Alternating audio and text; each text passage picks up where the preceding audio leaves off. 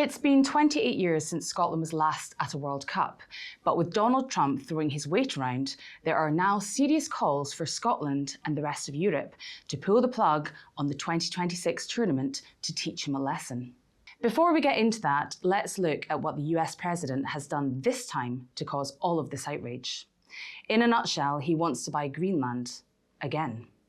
And because Europe isn't playing ball, he's threatened to slap a massive 10% tariff on all of our goods starting in February, rising to 25% by the summer.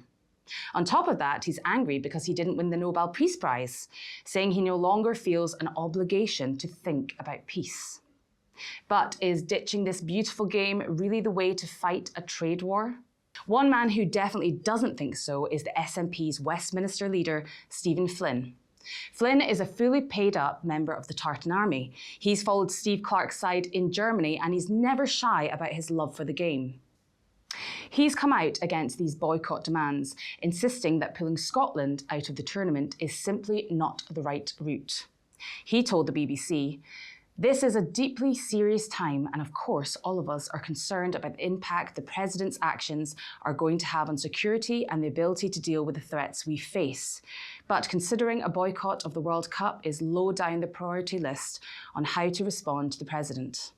We need serious international dialogue on the European continent and with Canada, where Mark Carney has shown fantastic leadership." But Flynn, who plans to head to the US to follow the national side, is facing some noise from his own side.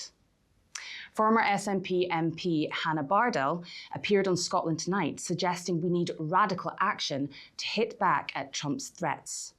She said we have to look at every tool in the box, and yes, she admitted that potentially includes a World Cup boycott. And it's not just her. Down in Westminster, Tory MP Simon Hoare and Lib Dem Luke Taylor are telling the government to fight fire with fire. They reckon refusing to play in American stadiums would be the ultimate embarrassment for a president who hates to lose face. Politics aside, the clock is ticking.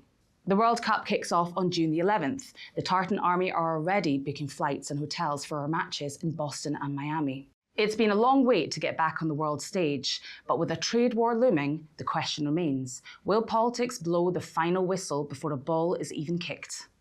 Let us know in the comments, would you boycott the World Cup to make a point to Trump?